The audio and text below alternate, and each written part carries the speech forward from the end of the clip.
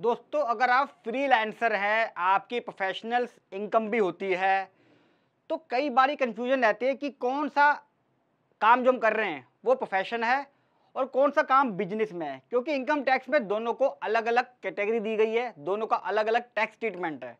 तो आज की वीडियो उसी के ऊपर है कि प्रोफेशनल्स कौन कौन होते हैं, टैक्स ऑडिट कब होता है, 50% प्रॉफिट कब दिखाते हैं, 44 एडीए को लेके ये जो वीडियो है आपको किसी भी सोशल मीडिया प्लेटफॉर्म पे नहीं मिलेगी, ना ही चैट जीपीटी इसको कोड कर पाएगा। इतनी प्रैक्टिकल बनाई है मैंने, और ये जरूरी इसलिए भी है कि मेरे पास मैसेज आया था सुनील सिंगला जी का।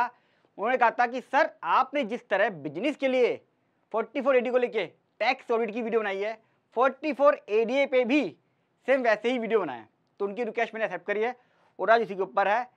5 पीपीटी हैं, सारी कैलकुलेशन दिखाई है मैंने। ये देखिए, सारी कैलकुलेशन है, और आखिरी में अपना एक्सपर्ट एडवाइस जो मैं हमेशा कहता हूं कि मैं देता हूं हमेशा। तो वीडियो को आखिर देखिएगा, लाइक सब्सक्राइब और वीडियो को शेयर करना मत भूलिएगा अपने ऑफिस के ग्रुप में। जितने भी सीए हैं, मेरी वीडियो देखते हैं, या एडवोकेट जो भी हैं, आपका ऑफिस का ग्रुप होगा, अगर ये डाल देंगे तो आपका स्टाफ आपसे एक सिंगल चीज नहीं पूछेगा और सारा स्टाफ आपका एक्सपर्ट बन जाएगा। चलिए स्टार्ट करता हूं। 44 एडीए जो नया सेक्शन इनकम टैक्स में 58 नया इनकम टैक्स 2025, सारी एक एक प्रैक्टिकल वीडियो बना के डाल रहा हूँ मैं, सेम कंपेरिजन करके। तो आपकी कोई भी वीडियो जो मेरी है बेकार नहीं होगी। और जो नया एक्ट आ रहा है 58 के अंदर, उन्होंने 4 दे दिया है, 44 एडी, 44 एडी, 44 ए ही खत्म कर दिया है, सेक्शन 58 बना दिया, उसमें 4 बना दिया है, तो सेक्शन कम होगा। जिससे एप्लीकेबल किस पर है 44 एडीए, ये समझ लीजिए।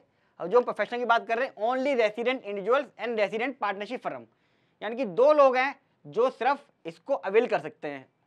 साथ में आपका कंबाइंड है ये, यानी कि आप रेसिडेंट इंडिविजुअल्स हो, पार्टनरशिप फर्म हो, साथ में आपकी इनकम जो है ना वो प्रोफेशनल कैटेगरी की हो, जो सेक्शन 44 डबल ए में आती है, नया सेक्शन 62। सारे सेक्शन याद करा दूंगा नया 10 से पहले। इसकी वीडियो में सेपरेट बनाइए, बड़ी इंपॉर्टेंट।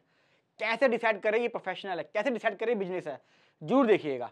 अच्छा, एप्लीकेबल किस पर नहीं है फिर? एनआरआई पे एप्लीकेबल नहीं है, एचयूएफ पे, एलएलपी पे, private limited, limited, AAY, BY और ट्रस्ट सोसाइटी, इस पे आप 44 एडीए नहीं लगा सकते, सिर्फ और सिर्फ 2 पे लगेगा।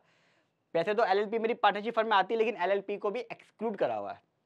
अब इसका क्या मतलब हुआ ये समझ लीजिए। यानी कि जब कभी भी हम टैक्स कोड की बात कर रहे हैं, पूरे इसके अंदर 50 लाख की लिमिट है, 75 लाख की लिमिट है, 75 लाख से ऊपर की लिमिट है, 3 लिमिट बनती है इसमें। तो हम बात कर रहे हैं इसके बारे में और इसके बारे में।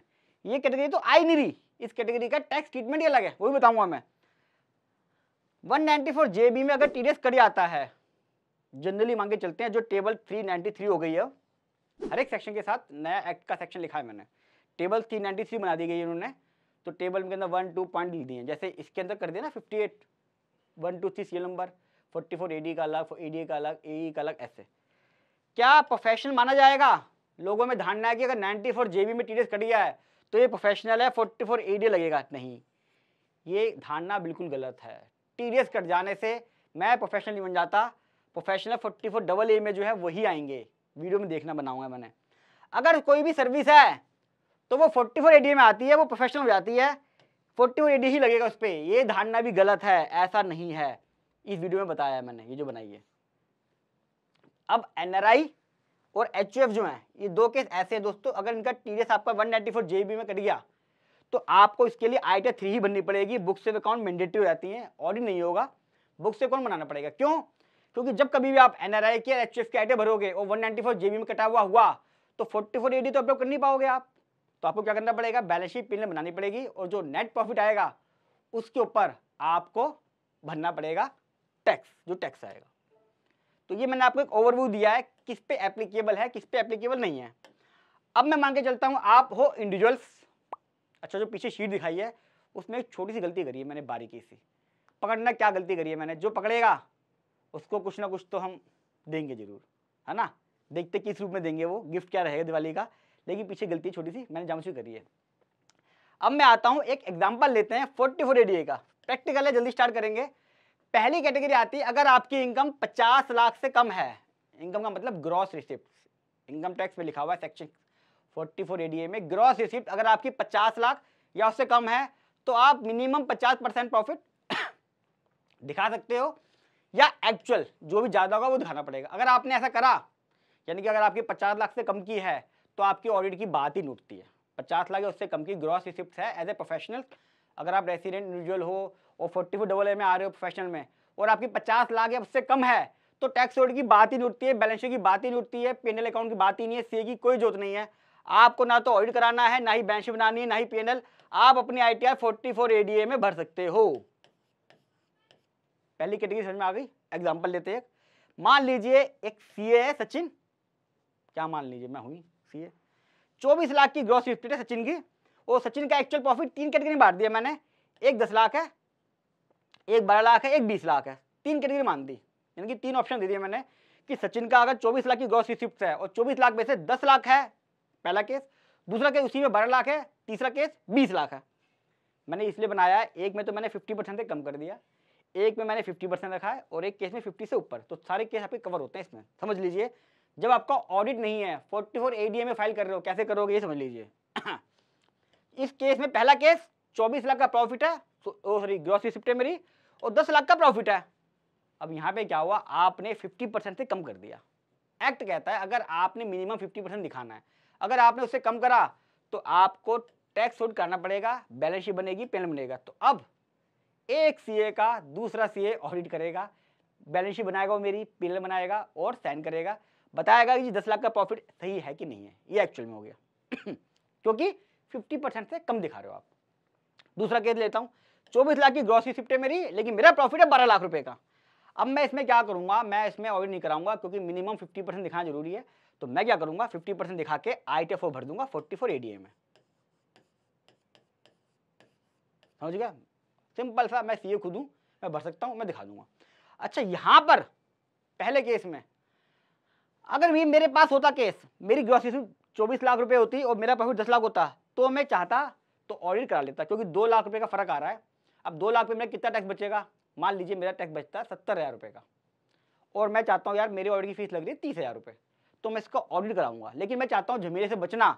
तो मैं इस केस में भी क्या करूंगा, 44 एडीए के अंदर 12 लाख दिखा दूंगा। इसी केस में प्रॉफिट मेरे 10 लाख ही है, लेकिन क्योंकि मुझे ऑडिट से बचना है, इसीलिए मैं उसको 12 लाख दिखा के झमेले से बाहर हो जाऊंगा।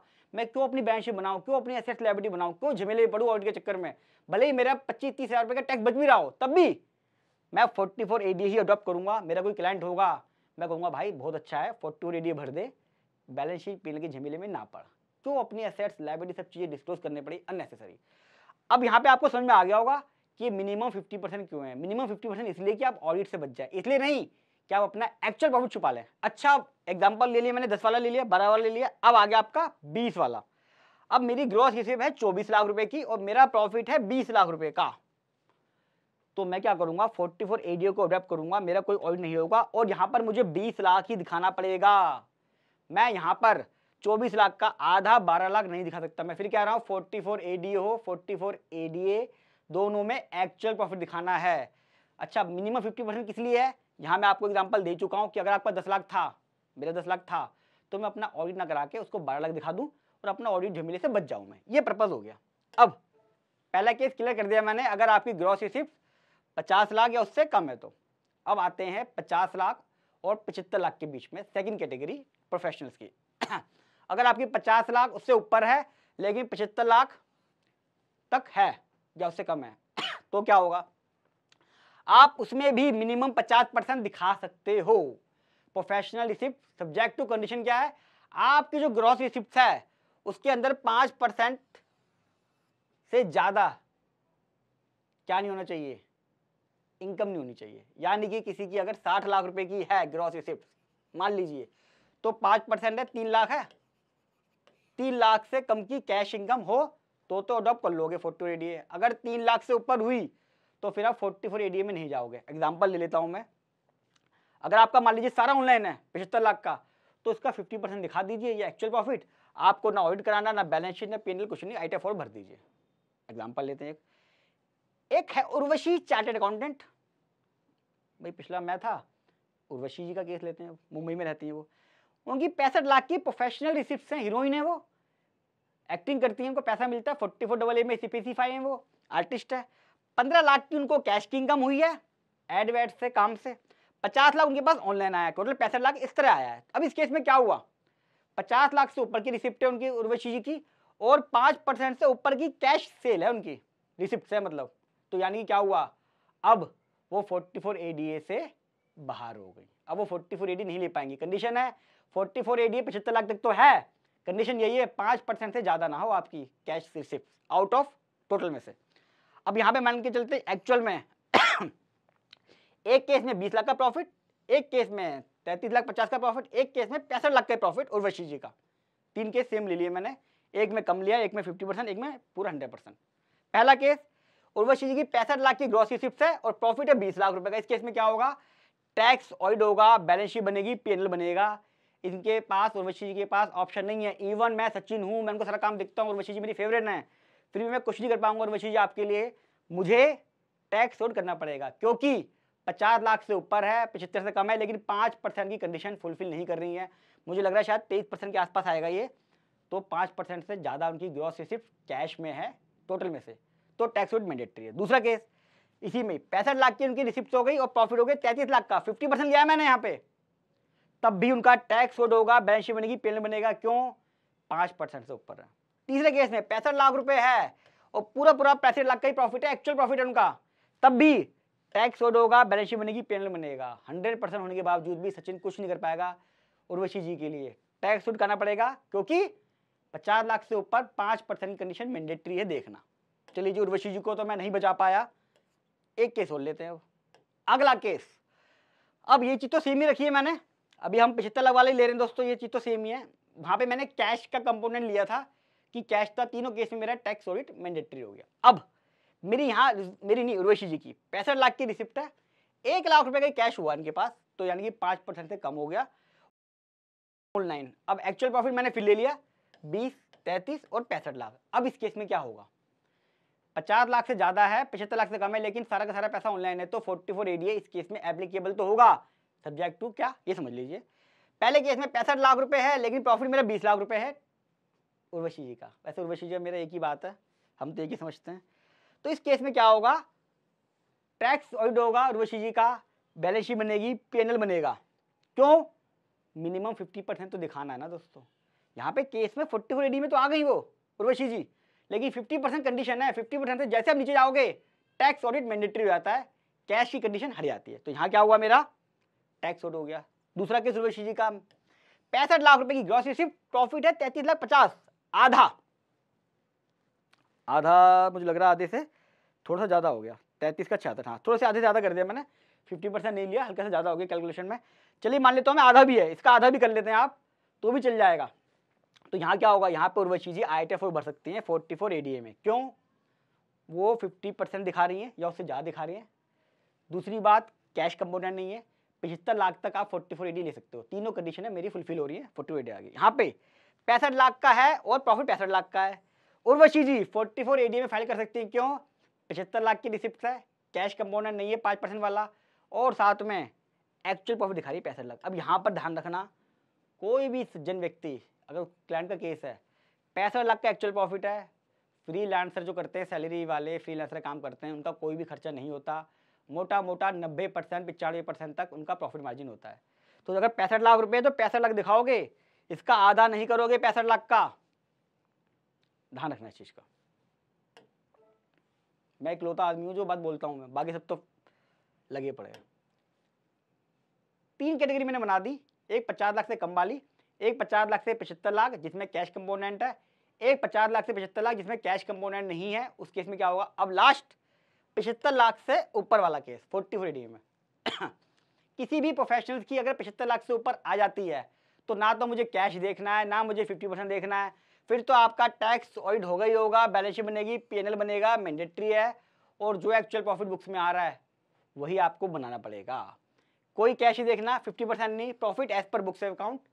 प्रोफेशनल वाली वीडियो जरूर देखना, जो मैं बता रहा हूँ आपको, कैटेगरी वाइज वीडियो बनाई है मैंने कि कौन सा प्रोफेशनल है, कौन सा बिजनेस है, कैसे डिसाइड करते हैं, बहुत इंपॉर्टेंट है। यूट्यूबर्स प्रोफेशनल नहीं है, बिजनेस में आते हैं यूट्यूबर्स।